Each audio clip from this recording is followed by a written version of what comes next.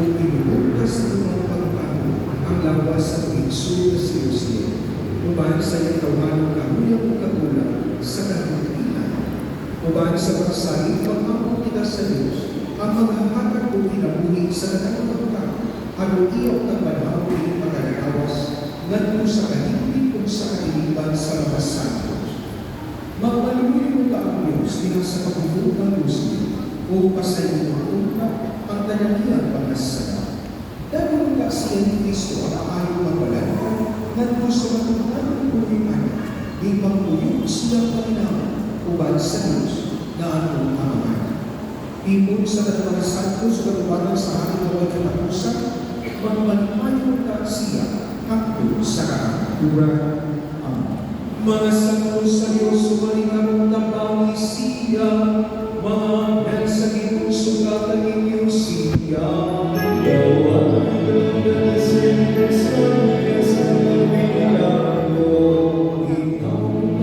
Kristo na pinawag kayo, Uminos na ilang siya ng buwan. Ikaw ang kahanan, udalagan ang buwan sa kiniraniyan. Nawalan na siya sa iyo sa kanilang ko. Makulay na layan ni mga kaniyang ito. Ugangin kahayang udalang kakaniyang hanggang sa kahapura.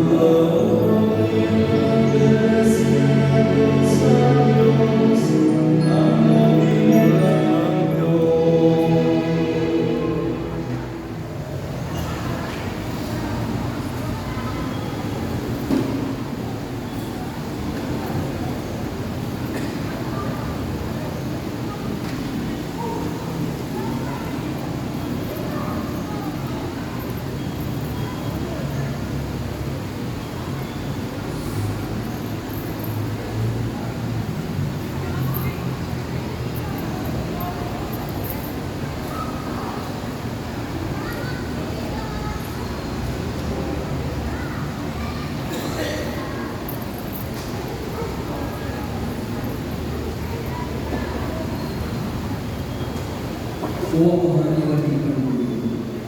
Sa iyong mga kahon, ang ituyan ng sa Kristo, ang mabanaw ka siya sa katapusang uban sa dalag na nangamatay iha ni Kristo. Iyon, sa iyong kanunod, gawata ang mga pagmampo, ang mabihan kita, ang mga nangaan sa paraiso, anak sa iyong sulubo. Sa ubahin, mahumpay mo sa puta kami, sa matulog sa pagpagpo, ang mga magkahimo sa kami sa pagsulang ng Kristo, yan kung ano kung sa magkatipong kaming tanan, uban sa iyong sa Kristo, hanggang sa kakaturan. Ini ang panayong pinaging Kristo ang Ginoo. Amen. Amen. Mahulay na nayo ihatang kaniyang Ginoo. Nagawalay pa kumalong ipananal sa kanya. Ang Ginoo na namin sa kaniyang. Ang Espiritu Santo, ang pangalan ng misa, dalangin ng pagkukulang ni Kristo. Salamat sa Diyos.